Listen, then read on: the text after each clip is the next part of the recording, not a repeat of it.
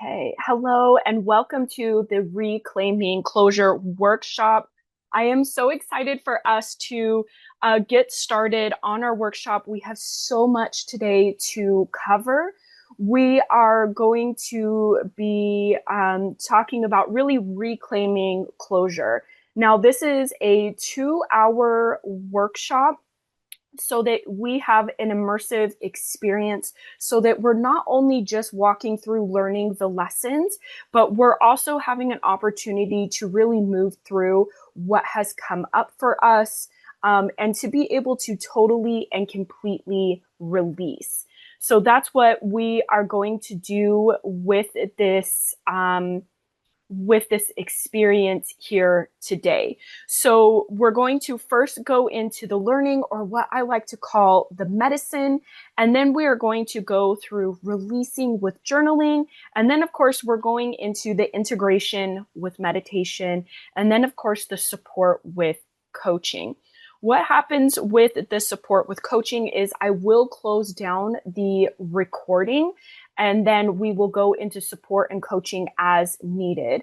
This is one of the benefits of showing up live, but also it helps me keep you safe by not putting out all of your experiences out on the internet, so that you're able to feel really safe with sharing your experiences and what you might need help with during that time.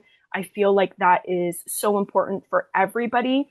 Part of healing is really being able to feel safe, not only within yourself, but within your community and within your people that you are, so that you are able to share, right? And the more that you're able to share, the more you're able to let go of the shame that is associated with these experiences. So I have my notes here. If you see me looking down, this is a lot we have to cover, and I want to make sure that we really stay on track. The way that I run this is actually essential to the way I run all of my programs, whether they are group programs, whether they're one-to-one programs, whether it's the membership, all of it is run this way. The reason why I run it this way, because I have found that these 4 elements are crucial to being able to create lasting results. Now, of course, we have to do the work, we have to show up, but by doing it this specific way, it really does give us the results that we are looking for. So inside this workshop today, we are going to dismantle misconceptions and lies about closure, and we're going to dive into 3 transformative steps that will help you create closure, because I really do believe that there is a lot out there that is really a misconception or lies about how you as the survivor is supposed to find closure. Now, I really believe that closure is unique for all of us, and so the journey is going to look very different for all of us. It's not a one size fit all. It's not black and white thinking. It's not any of that. It's very unique to you and what it is that you want for your life and what you want closure to really look like. And that might look very different from mine, and that is okay. So you're here because, number one, you're a survivor. Maybe you've been trying to do all the things. Maybe you've been reframing, which is essentially giving your trauma a different meaning. Maybe you've been doing all the breath work, the meditations, the journaling, the Reiki sessions. And nothing really seems to give you the closure that you're actually looking for. Maybe you reframe, but you're still experiencing triggers and nightmares, and you really still have bad days. Maybe you're meditating, but you still feel like you're flying off the handle. Maybe you do the breath work, but your kids overstimulate you almost immediately.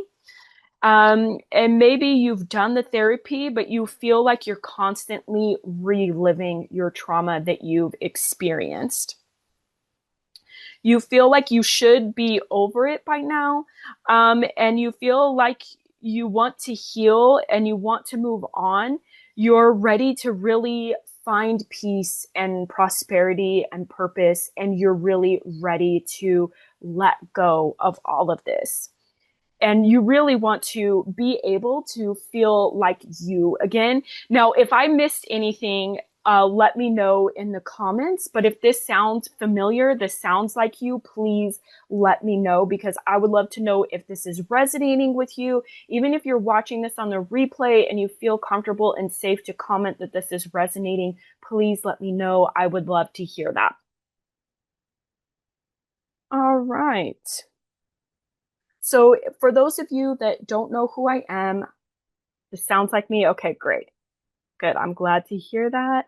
Perfect. Let me pull up the chat so I can see that better. Okay, perfect. Oh, and let me pull up, where'd my transcript go? Last time I totally lost my train of thought. Let me pull up the transcript so that I can make sure I can see that as well. So I do not lose my train of thought, which kind of happens quite often. So in case you're new to me, I'm Angela, and I am a trauma-informed certified professional life coach. I have a trauma-informed certification. I have hypnosis certification. I have plenty of others. I have a master's degree in transpersonal psychology. My undergrad came from a healthcare background, and I am also a survivor. I had sexual abuse when I was a child from the ages of 3 to 7. And then I experienced it at 19 and at 26. So it is a lot of what shaped my life. I have spent the last 10 years of my life healing, and I've spent the last 5 years of my life helping other women heal. Now, when I say that I've spent the last 10 years of my life and I've started helping other women heal for the last 5 of it, it doesn't mean that it doesn't still come up for me. I am a single mom to a little girl where she is now 7 years old. So we're just kind of past that state of when it was happening to me. And so I feel like my triggers around my child are not as intense as they used to be. But I want you to know that, especially as we come in and we're talking about closure, it doesn't mean that I stopped healing. It doesn't mean that I don't deal with these things sometimes. And it doesn't mean that I don't continuously heal and work on myself. This is an ongoing journey, and I want to be very honest about that as we move through this. Because if I told you that all of this just magically stopped because I've spent all this time healing and life is always good and I'm always happy, I would be lying to you. And that's just really not the case. What I can tell you, though, is that the healing journey is absolutely worth it. And because I have this experience of 10 years of healing my own trauma and helping women heal their trauma, I understand how unique and complex this really is for each individual survivor.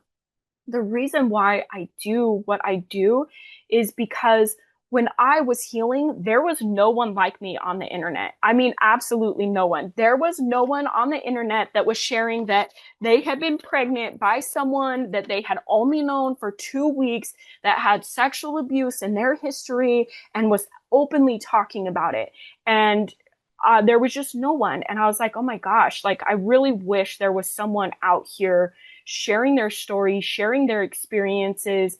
And there wasn't really until it was much later on. But even as I have continued to work with women with trauma, there still seems to be not as much sharing around the sexual abuse history of it, which I find that most of us really have this experience. And so I want to continue to stay front of mind as we're talking about this so that women know, number one, they're not alone, unfortunately. You know, I mean, that really sucks that a lot of us have had this experience, but I want them to know that they're not alone. I do this because I want women to feel like they can also share their story. And I do this because I want women to know that it's very possible for them to heal in a way that actually works for them, not based on what everybody else is telling them their healing should actually look like, which I think is it's just not fair. Especially when we're talking about how people that haven't been through this are telling us how to actually heal. I just don't think that that really works for us. In addition to all of that experience, I have also been to therapy. I'm currently in therapy. I work specifically on therapy to deal with my co-parenting relationship because it is all consuming for me because I deal with a high conflict parent. And so that's specifically why I'm in there. But therapy for me, as far as working through my sexual abuse, just did not work for me. And so I found other alternatives to make it work. And I feel like this is a very powerful piece that we get to have these discussions in and be able to really talk about things that really worked for us. And that's what the aim and the goal here is for us. Let me get a drink of my coffee.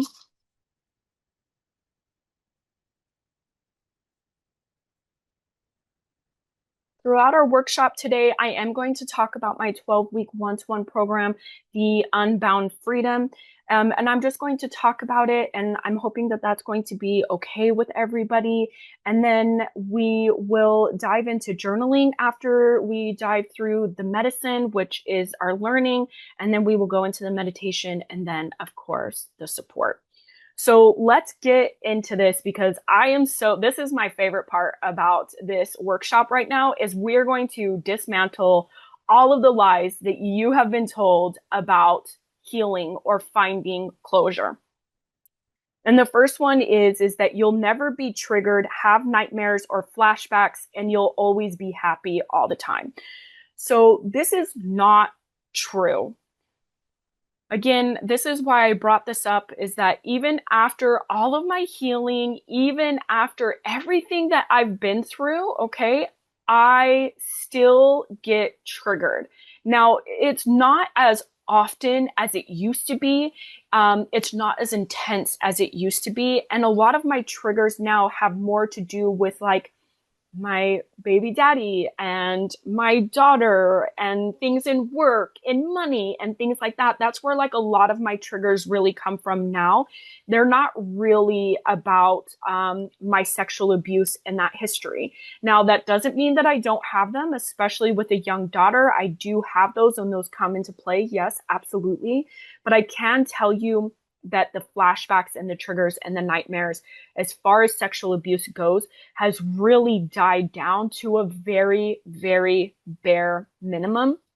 I think the last time I had a nightmare about my sexual abuse, I think was in 2020. So, that's 5 years of feeling like I have a very clean slate as far as dreams goes. But again, my triggers now are really more about day to day and dealing with things like, again, money, business, my baby daddy, things with my child, because they bring those things up with us. It's not necessarily about the sexual abuse itself. Now, that doesn't mean that I don't have those experiences, but they are very minimum. And we also have this picture of we're going to be happy all the time. And doesn't mean that I'm not happy a majority of the time. It doesn't mean that I don't feel good a majority of the time. But what I have realized in my life is there's a lot of ebbs and flows. So sometimes I have bad days and sometimes I have good days. And then there's weeks and months where it's really good. And then some things happen in my life. Like if you've been following me for a while, you know that I had just had come out of court for a year-long battle in when was it? In May, I think. And that was so stressful. Okay. That was just unbelievably stressful. Before that, Aubrey has epilepsy. And so Aubrey had been in and out of the hospital for months at a time. And so, there was a lot of stress involved with that. There was a lot of triggers. There was a lot of stuff going on with that. So I want you to understand that even though you're healing, even though you're finding your closure, even though you're coming into this place of peace, it doesn't mean that life is going to stop lifing. It's going to keep coming at you.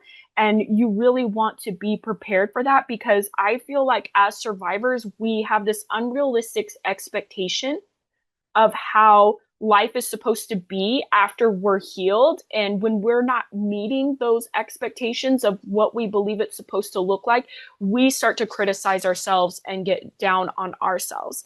I'm glad you're bringing this up. I struggle with relationships. Me too. Me too. I have yet to be in a healthy relationship. Okay. I just really want to be honest with that. Even my ex that I had after Aubrey's dad, that was I can't decide which one was more unhealthy. So, I don't want you to think I'm not perfect. I'm still navigating this. I'm still figuring it out.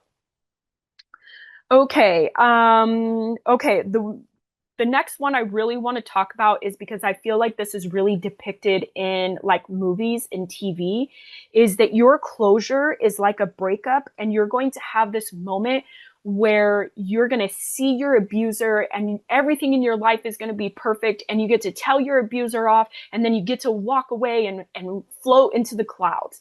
It's not actually like that. And I want you to know that even though the movies make it seem like it's going to be like a breakup where you have that moment, it's not like that. And for most of us, even during a breakup, we don't really have those moments. So I want you to let go or dismantle that misconception that that's how your revenge or your closure is going to look like for you. You must confront your abuser to find closure. This is absolutely ludicrous. Okay. And I'm not saying that you can't. Okay. What I am saying is that when you go to confront your abuser, if you truly decide that that's going to help you find closure, that's truly going to help you find healing, you must be prepared for the reaction and the repercussions of confronting this abuser.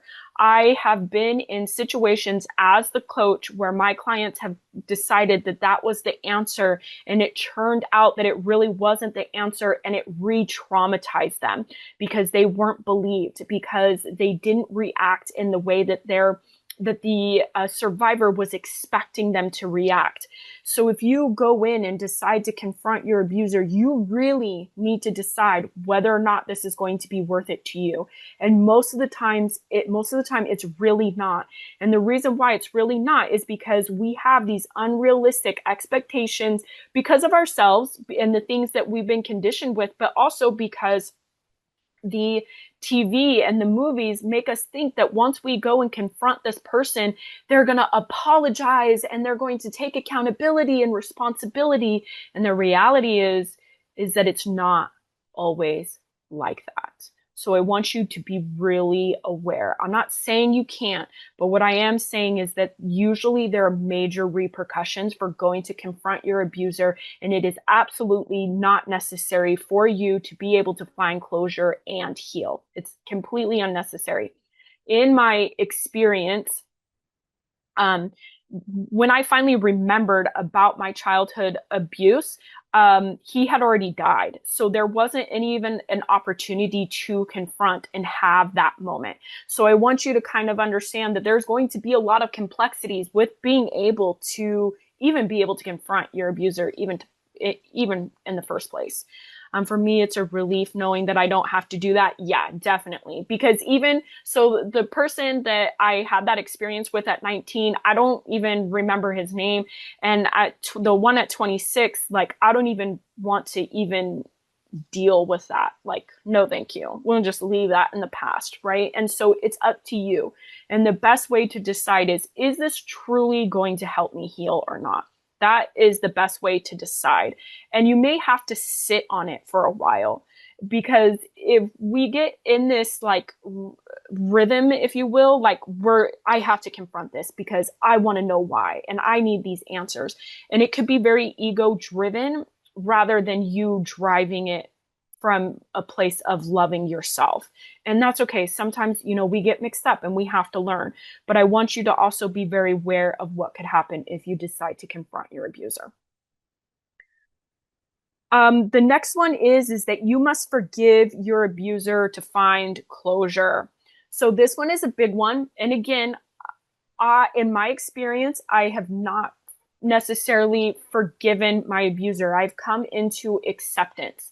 I think there's a huge misconception on what forgiveness is to begin with.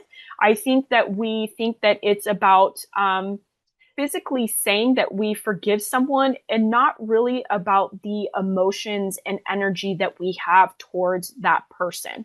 So there, I know a lot of people that say, oh yeah, I forgive and then I move on and then talk about that person repeatedly over and over and over and over and over and over again. And I'm like, oh my God, are you sure you've forgiven this person? Because this is all we've talked about. So I want you to be aware that forgiveness, I believe, is something that happens naturally. And it's more, how do you know if you've forgiven someone, is really how you feel towards that person. And it could be indifference. It doesn't necessarily have to be love. It can just be like, I just don't have any emotional anything towards this person, whether it's unwarranted emotions, whether it's neutral emotions, negative, whatever the case may be, positive, it could just purely be indifference. And that's okay too. But the thing is that you do not have to actively work on forgiving your abuser to really be able to move on and find closure. The only person that I feel like you're required to forgive is yourself. And we're going to dive into this in a little bit later. But I really want you to kind of be aware of that, because there's so much out there on you have to forgive your abuser. Sometimes the human in us is not able to do that, and that is okay. And sometimes we feel like it takes us years to get to that place, and that's okay too. But I'm letting you know right now that it is not required. And I know that because our history of the way, especially here in the States, like how it's founded in forgiveness and Christianity and stuff like that. And it's written all over the Bibles and all of those things. And that's really where it comes from, where we really have this hold on, we have to forgive the abuser because this is what we've been conditioned to believe. But yet we have so much shame because we're not able to do those things. It's time for us to let that go so that we can let go of the unwarranted shame and focus on our own closure and focus on ourselves so that we can really let that go. Because when we can really let that go, it helps us move on. And when you move on and come into acceptance, you'll find that maybe you really have forgiven and it just took a different journey than going straight into forgiveness. Because even as a human being, it's taken me a lot of healing to very quickly be able to forgive people just in general, just not just when we're thinking about abusers, but just in general. Okay, so let's move on. You can only find closure if it didn't happen in your childhood or it wasn't that bad. So this one actually came up in a group, and I want to really talk about this because sometimes the beliefs that we have around our own closure keep us from being able to find closure.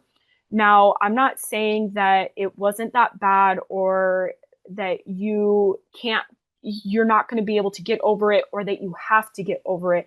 What I am saying is that sometimes, especially with these types of misconceptions or these types of beliefs of, well, it didn't happen in her childhood, that's why she's able to move on, or it really wasn't that brutal for her.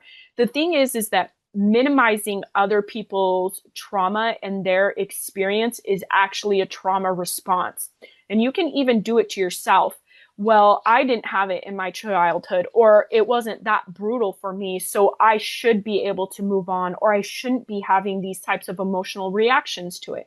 That's minimizing yourself. It's essentially gaslighting yourself into thinking you should be over it by now. The reality is that trauma is so different to everybody because it's not actually about the experience, okay?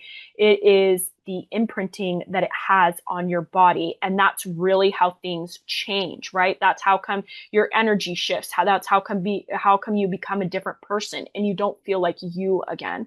So we really must look at the beliefs that are really keeping us stuck, because the reality is that it's so much, there's so much unknown in the version of you that's healed. So how are you going to operate if you're healed and have closure? Well, if you do that, then you don't have that it happened in my childhood as an excuse, so I can't let go. If you really do heal and find closure, then you can't claim, well, it was that bad, and this is why I act this way. This is why I treat people this way. This is why I talk this way. This is why I beat myself up. Things like that, right? You get to hold on to those beliefs so that you, number one, don't know what it's ever going to look like to be healed, but you get to use these beliefs as excuse to stay small, to be in this place, to keep in your pain, to keep in your struggle. And that's also not fair to you. And the reason why it's not fair to you is because every time you hang on to those beliefs, your abuser wins. Every single time you don't allow yourself to heal, you don't move on, you don't let go, you're allowing your abuser to win. And the thing is that your abuser may not even be thinking twice about you. And that's the craziest thing about this, is that it really does alter who we are and how we live our lives. And now we get stuck with all this trauma and all these beliefs and all these rewirings, and the abuser is probably not even thinking about you. Now, again, I resonate with the brutality and it happening in your childhood, but I'm letting you know right now, it is very possible for you to find closure and heal and move on, no matter how bad it was. When I was experiencing it as a child, I would get physically beaten and then it would go into the sexual abuse. So I want you to know that it is very possible for you to find the closure. Unfortunately, you might have more hurdles than other women might or other survivors might. And that's unfortunately part of the journey. It's the reality of the journey. But I want you to know that it's very possible for you to still move on. Okay, let's move on from there. You can reframe your trauma. Okay, this is reframing your trauma means giving it a different meaning. Having it like give you a greater purpose of some sort so that you can try to like not necessarily deal with anything, right? If you say, and I'll give myself as an example. If I had not experienced the childhood abuse and then the attacks at 19, at 26, I would not be who I am today and helping other women heal from this trauma. Okay, that's reframing my sexual abuse. When we do this, it does not take away from the triggers, the pain, the trauma that's stuck in your body, the emotional outburst, not feeling like you can trust anybody. It doesn't take any of that away. Reframing is very much bypassing all of that so that you can pretend that everything's okay because you found this deeper meaning in your trauma. Finding a deeper meaning in your trauma doesn't make any of the pain go away. I know that sucks. I wanted to believe that for so long. And then it like blew my mind when I was like, okay, but I'm still dealing with all this other shit. And it's like, okay, this is why. This is why. This resonates. Okay, good. I'm glad this is resonating. I love to hear this. Cool, cool. Okay, so now that we've dismantled a lot of the most common lies, what does healing actually look like? Okay, it's going to look like having the right tools and resources to help you move through life. It's going to look different for every individual survivor. It's going to look like sexual abuse just being an event in your life and it not having any emotional hold. When I think back to every single time that I have had that abuse that I can consciously remember, there's no emotional hold. It's just there, okay? It's like me, and this is a weird example. It's just like me going to the bathroom. It's just there. It is what it is. And I move on with the rest of my day. I'm not stuck there. I don't think twice about it. We just move on. And that's how it's really meant to be. Just an event, just like something else that has happened in your life. It's just there in your timeline. You want to be it looks like being regulated emotionally and mentally. Now, this doesn't mean that you'll never have triggers, but what it does mean is that your nervous system is adaptable. So really, most of the time you're in this kind of neutral position. And then when you need to go to do something or you need to survive, you go into fight or flight. Or if that doesn't work, then you move into fawn and freeze in this part of your nervous system. Now, I did a workshop on nervous system regulation, and since then I have learned so much more on your nervous system.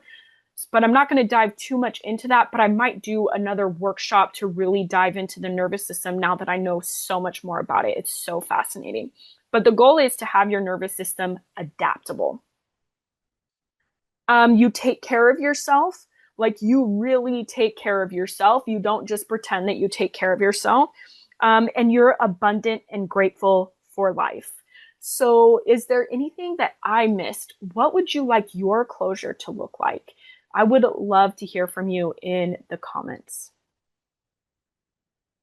Okay, let's dive into the three transformative steps.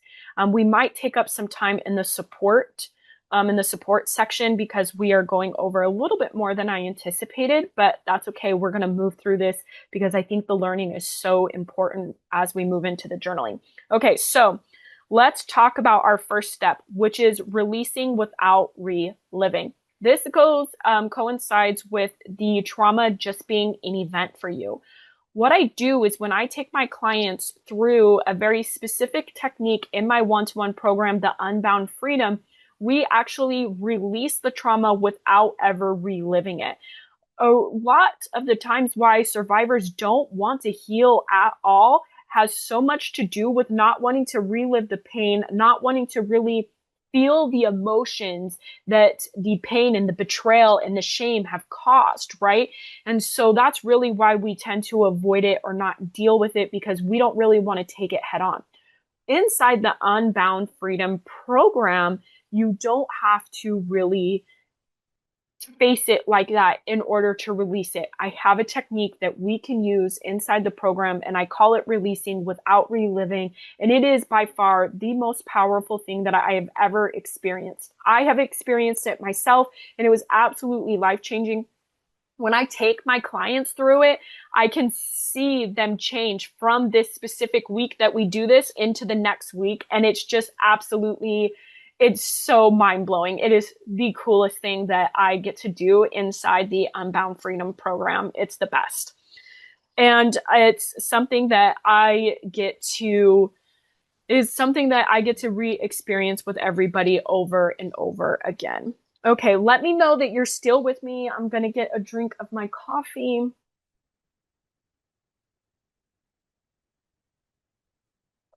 going to give you a second to just kind of absorb that as we go into step number 2. So step number 2 is a body alignment through body connection.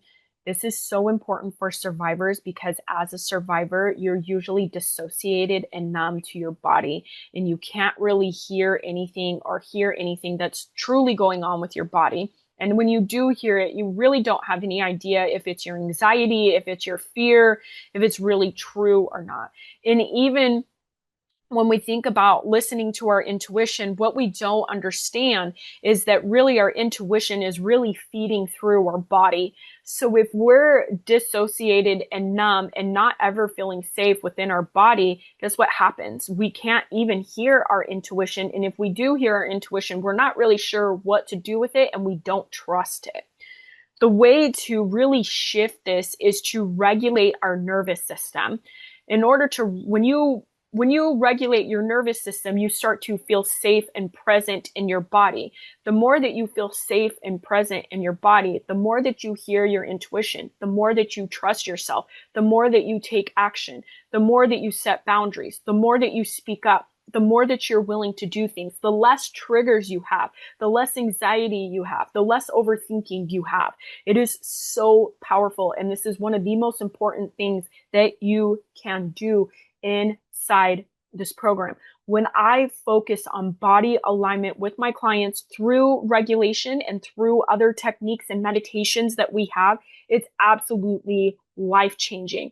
My clients can actually hear and feel their intuition. Not only can they feel and hear their intuition, but they take action like they're meant to.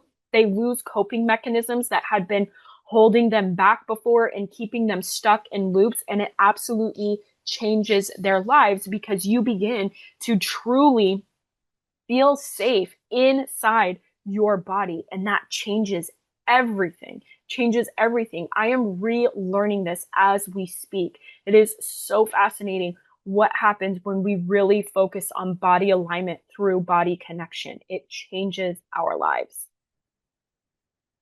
So imagine what your life would look like if you felt safe and present in your body. How different would that look like for you? How different would your life look like?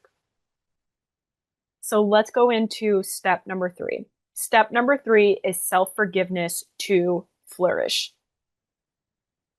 This is so powerful as a survivor because whether or not people tell you it's your fault, whether or not people like, when survivors tell you, oh, well, you're not to blame or you couldn't have done everything differently, it doesn't mean that you don't feel that way. It doesn't mean that you're not angry with yourself. It doesn't mean that you don't blame yourself. It doesn't mean that you don't try to overanalyze things so they could be different. It doesn't mean that you wish that had you not drank that one drink and gotten blackout drunk, your life could be different. If you had not frozen, went into freeze and fought him off, maybe things could be different. And not to just point out men, because unfortunately, women do these things too. But what would things have looked like if they had done something different? As much as we want to believe that it's not the survivor's fault, it doesn't mean that there isn't self-betrayal, especially with your body when you have normal biological reactions like some people say that they got wet or they had an orgasm or they went into freeze, right? And even though you wanted to fight them off, you couldn't do anything. All of those things are very natural and normal things. And yet we feel like our body betrayed us. And somehow, because those things happened, we let it happen. And that's not the case. So the reason why forgiveness, because self-forgiveness for the survivor becomes so critical is because, yes, there is a lot of anger and rage towards the abuser. Yes, but there's more anger and rage and shame directed towards ourselves because it happened, even though we are not to blame. It doesn't mean that you don't go into this judgment of yourself and the way things happened. And this judgment of yourself creates this doubt and this criticism and this self-betrayal. And so this is why it's going to be so important for you to come into self-forgiveness so that you can find closure. Because when you do that, you really let go of a lot of the doubt and the self-criticism and the judgment and come into a place of self-compassion, come into a place of gentleness.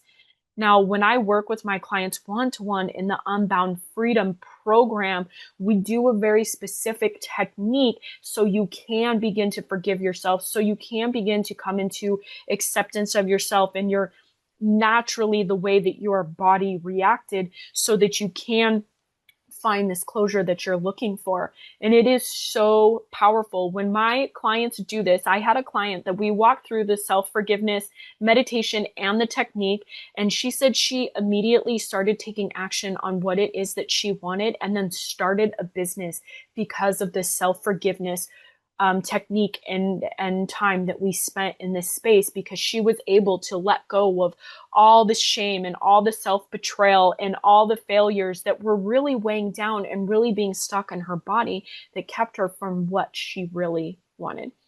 The Unbound Freedom is so powerful, and these are the 3 steps that are actually inside the Unbound Freedom program so that you can create the closure that you really are looking for.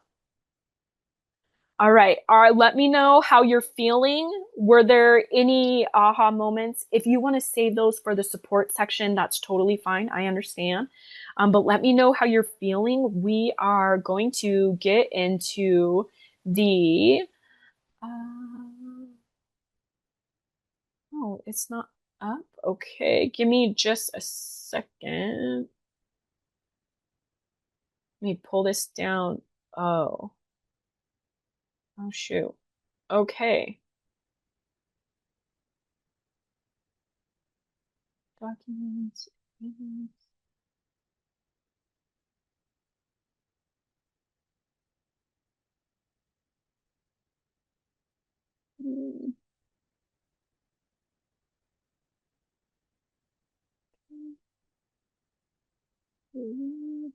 Tab. Oh, shoot. Let me know. Okay, I'm going to have to go in from here.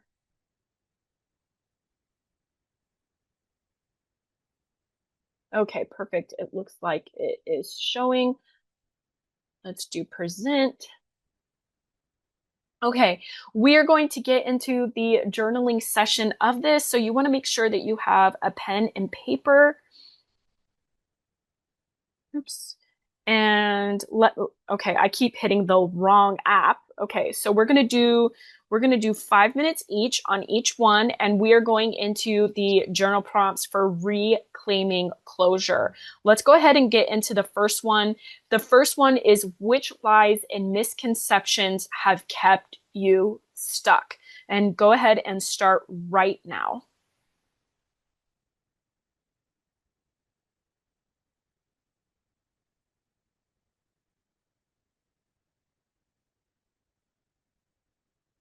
I'm gonna get us some music to listen to while we're doing this.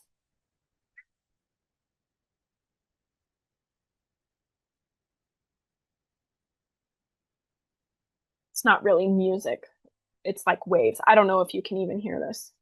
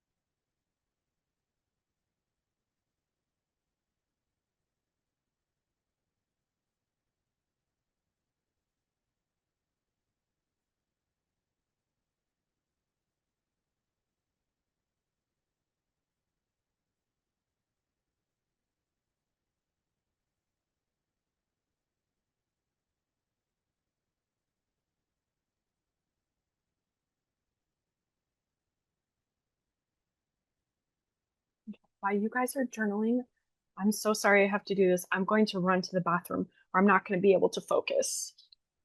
I'll be right back.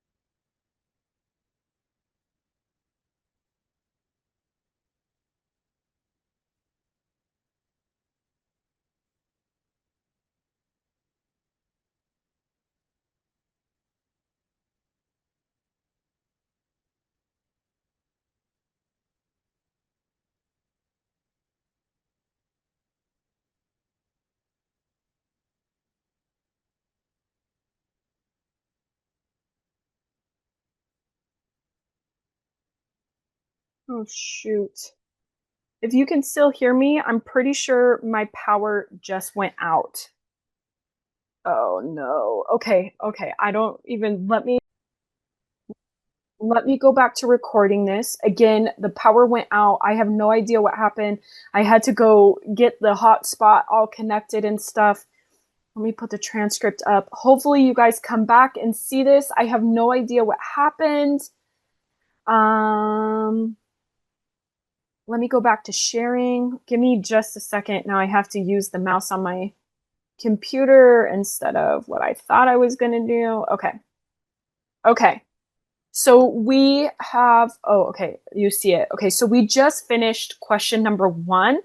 Let's go ahead and dive into question number 2. I'm going to get the timer up and running. Okay. Clock. Okay, and so question number 2 is how would it feel if you release those misconceptions now? And go ahead and give you 5 minutes.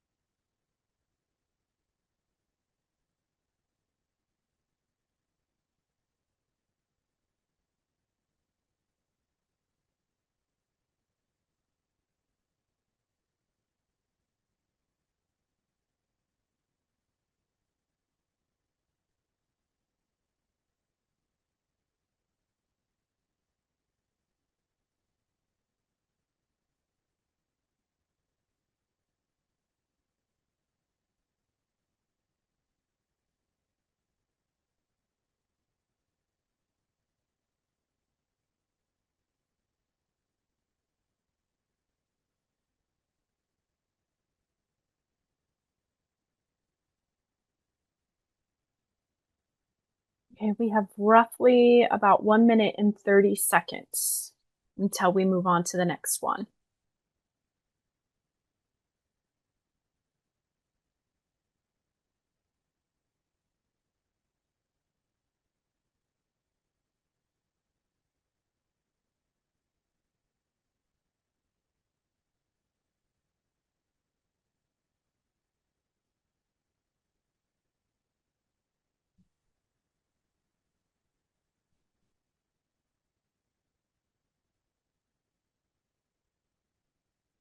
Okay, about a minute left.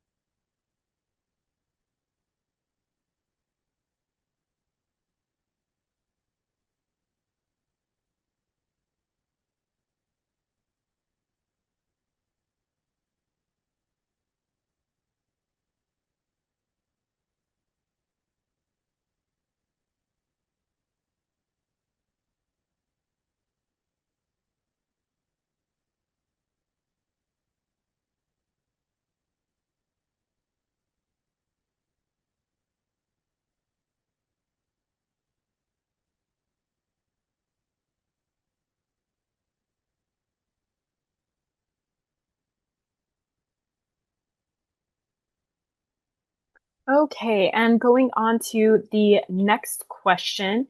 The next question is, what do you want your closure to look like and feel like? So I'm going to reset the timer right now and go for it.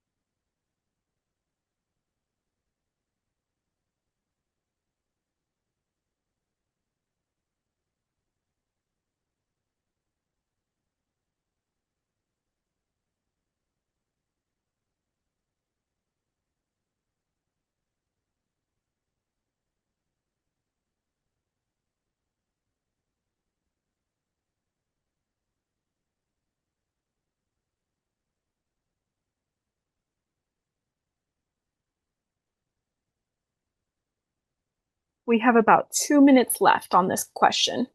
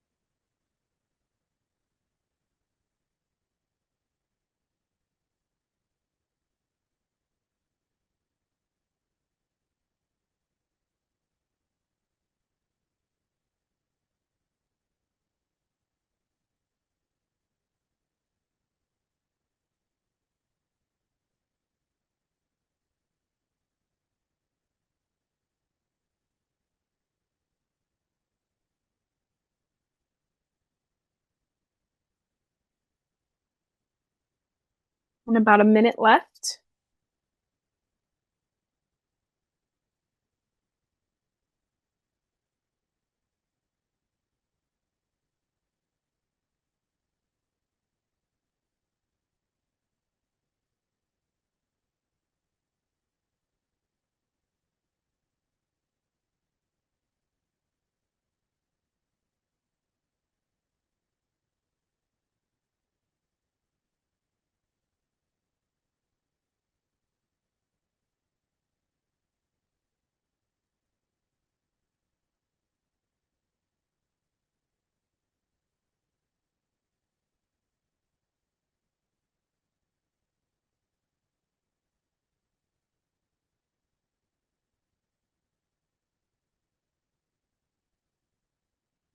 Okay, and moving on to the next question.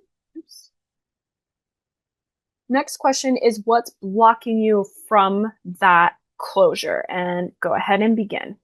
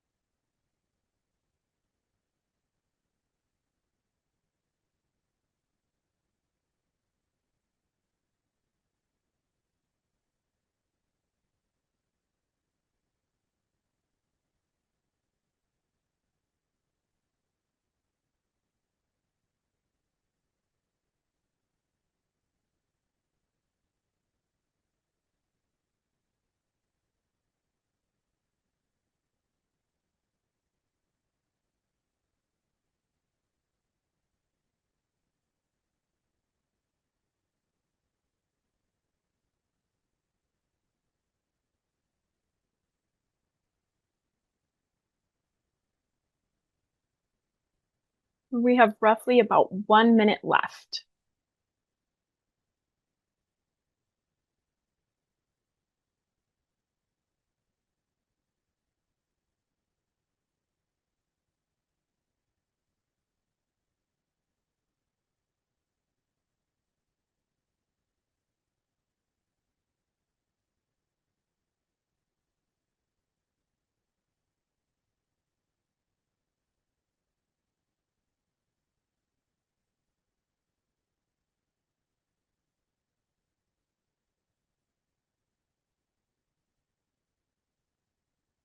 And about 30 seconds left.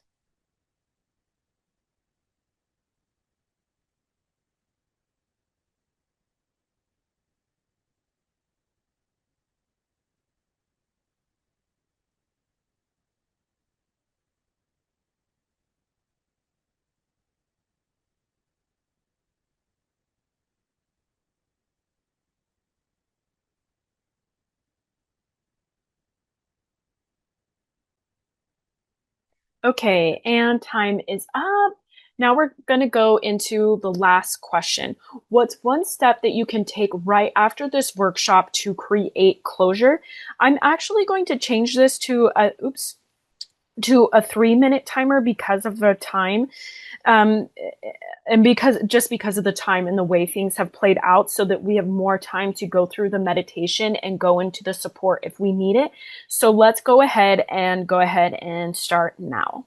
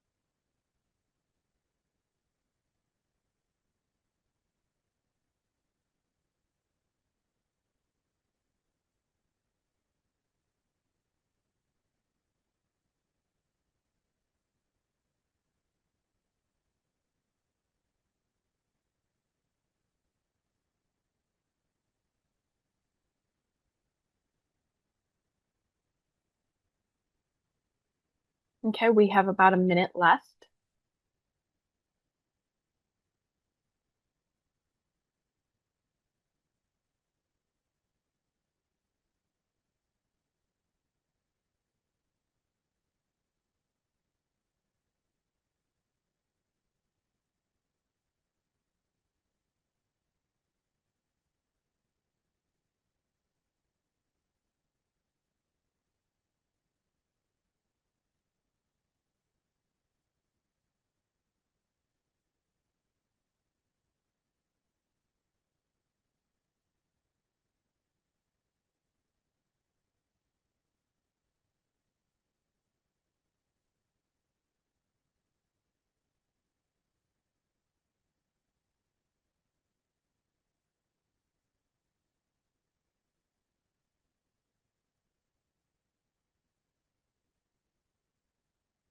Okay, and time is up for our journaling part of this workshop.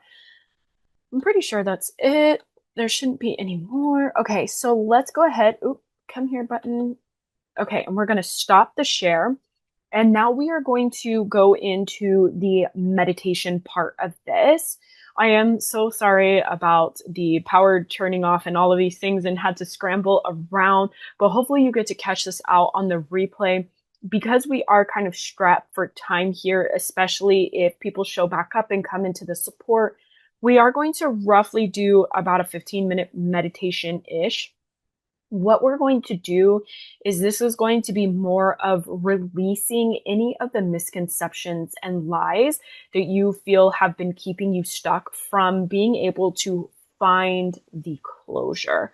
So We're not going to necessarily take a journey, as if you've heard any of my meditations, you know that we do, but we are going to do a lot of releasing, because I feel like when we do a lot of the releasing of the misconceptions and the lies, everything really changes for us. So while we're going into this meditation, please make sure that you are in a safe and comfortable environment where you won't be interrupted. So please don't listen to this while you're driving, while you're operating heavy equipment, all of the above, and go ahead and close your eyes and get nice and supported and comfortable. I am going to do the same thing. Okay. Go ahead and close your eyes and allow yourself to relax where you are. Go ahead and take a deep breath in through your nose. Take a sip of air at the top and let it out through your mouth. Allowing yourself to come into calmness. Allowing yourself to come into peace. Allowing yourself to come into relaxation. Go ahead and take another deep breath in through your nose. Take a sip of air at the top and let it out through your mouth.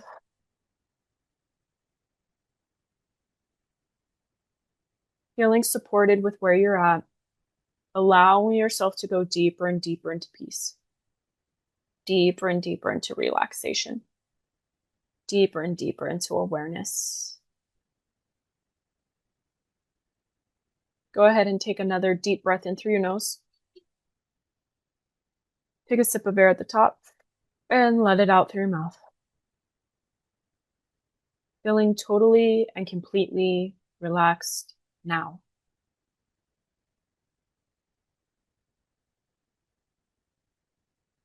If you hear any outside noises like cars, planes, kids, talking voices, animals, pets, know that it's all okay.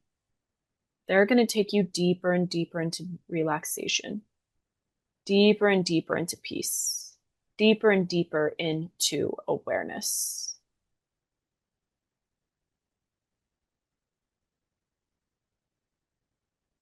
Okay.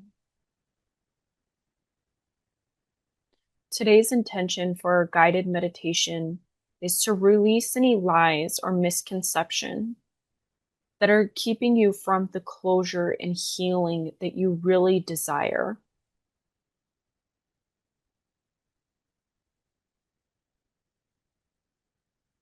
Now just allow that intention to absorb into every cell of your being.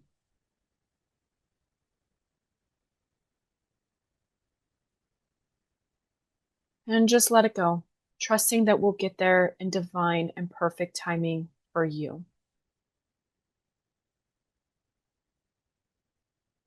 And as you go deeper and deeper into awareness, as you go deeper and deeper into peace, as you go deeper and deeper into relaxation, you're going to release, you're going to wash away, starting at the crown of your head, any tension, any stiffness, any soreness, any worries, any stress, any anxiety, anything that's keeping you disconnected from source, any misconceptions or lies that are keeping you from the closure that you really desire. You're just going to let them all go now.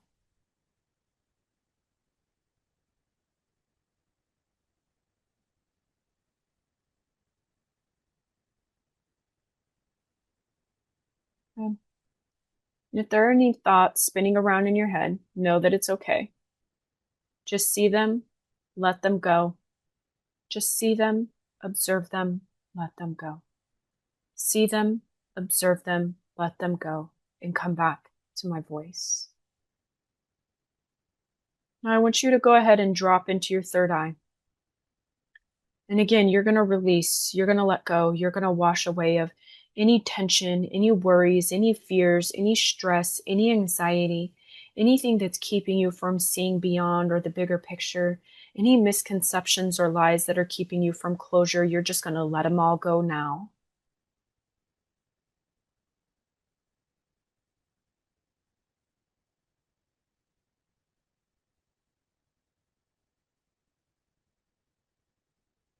Good. dropping into your throat. And again, you're going to release, you're going to wash away any stress, any worries, any anxiety, any fears, any words that you said ungracefully, any words that you wanted to say but didn't, anything that's keeping you from speaking your truth, and any lies or misconceptions that are keeping you from finding closure. You're just going to let them all go now.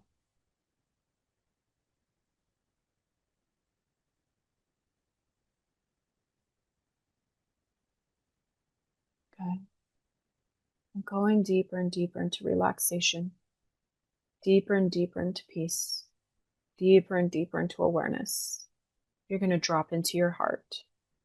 And again, you're going to release, you're going to wash away, you're going to let go of any worries, any stress, any anxiety, any shortness of breath, any tightness, anything that's keeping you in hate and rage and anger, anything keeping you from love, any lies or misconceptions keeping you from closure. You're just going to let them all go now.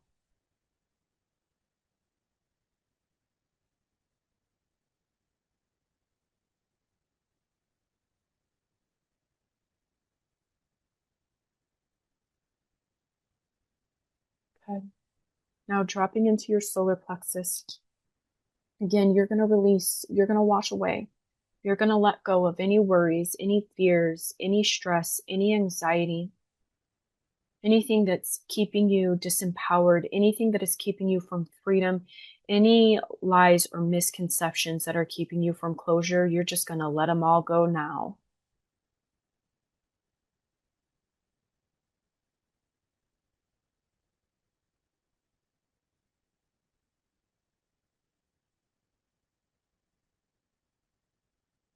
Good. Now dropping into your sacral. Again, you're going to do the same thing. You're going to release, you're going to wash away. You're going to let go of any worries, any fears, any stress, any anxiety, any shame, anything that's blocking your creativity, your sensuality, and your sexuality. You're just going to let it all go now.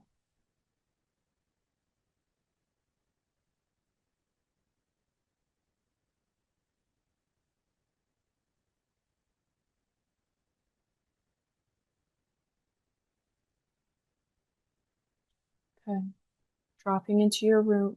Again, you're going to release, you're going to wash away any worries, any fears, any stress, any anxiety, any tightness, any soreness, any stiffness, anything that's keeping you insecure, keeping you unsafe, and any trapped trauma and any lies and misconceptions that are ready to let go. You're just going to release them all now.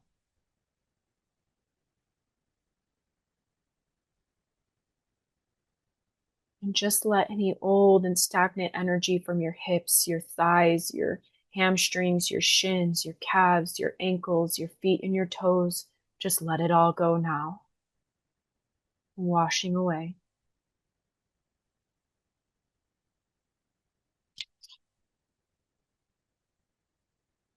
And as you are letting go of all the lies and misconceptions that are keeping you from closure, keeping you from healing, allow yourself to be supported and anchored and grounded into what you are laying on or sitting on. Just allow yourself to be there. Allow yourself to feel safe and supported as you let this go.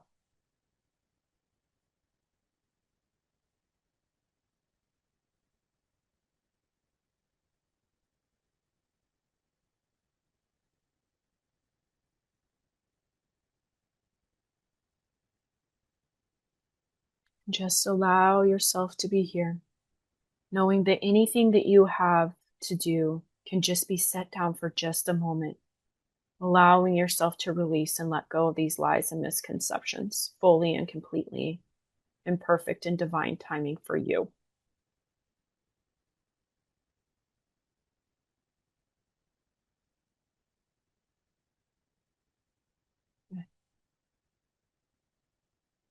Just be here for a moment longer, feeling a shift, feeling a release, feeling yourself let go.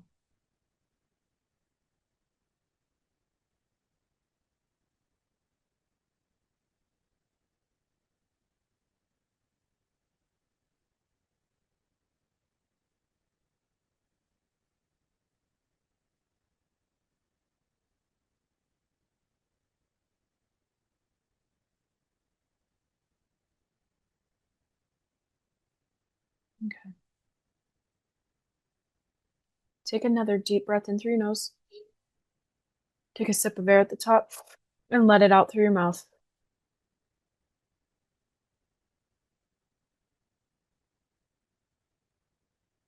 And I want you to come back down into the earth. Come back down into the room. Come back down into your body. Wiggle your fingers and your toes and open your eyes whenever you are ready.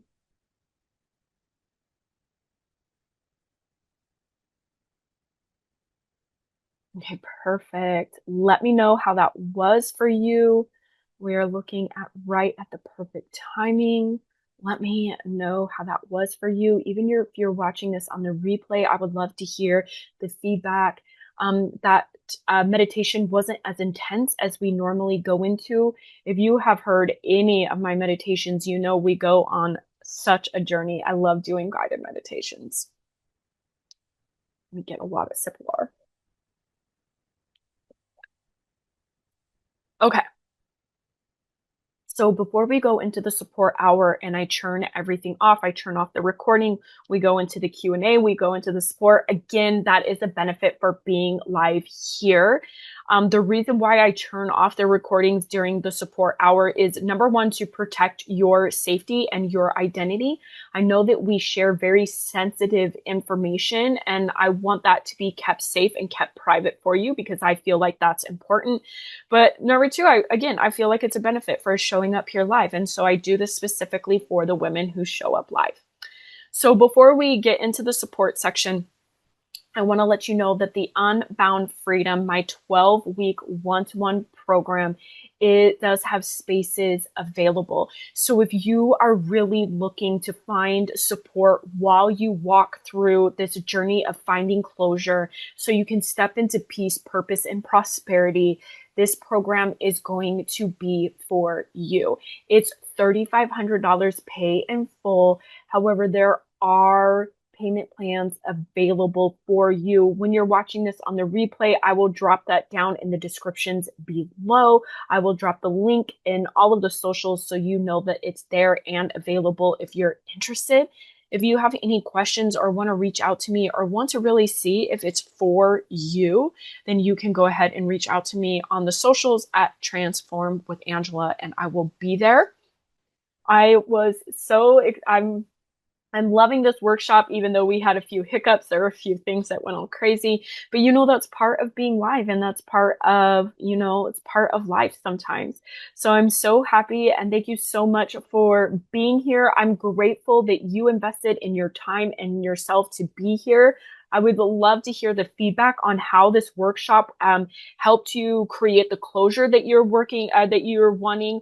Remember that the healing starter kit, if you signed up for the workshop, the healing kit is going to be so powerful with continuing this journey. Even if you're not fully ready to do a one-to-one program, I can get that. I understand that. Just know that that's an option and that is available for you. And I have space available. We meet once a week. We go through so much